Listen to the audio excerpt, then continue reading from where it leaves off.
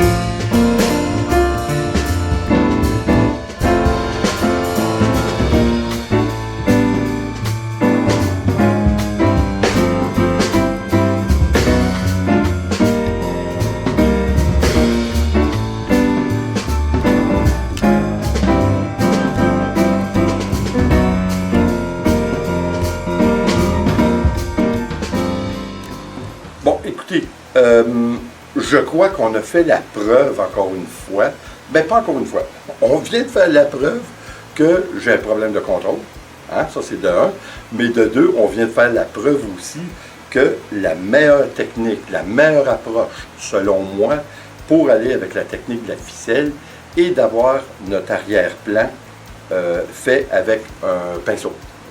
C'est la seule façon que vous allez contrôler, avoir un contrôle parfait sur la quantité d'acrylique que vous déposez sur votre canevas. Alors, je crois que c'est la chose à faire.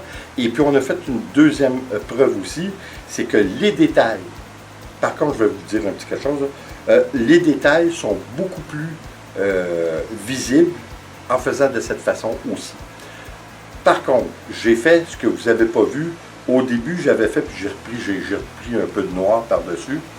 J'avais laissé, juste pour voir ce que ça donnait, mon acrylique Aziz. Je l'avais laissé peu, sans la mélanger au préalable avec de l'eau. Ce que ça donnait, c'est que ça donnait, c'était vraiment pas beau.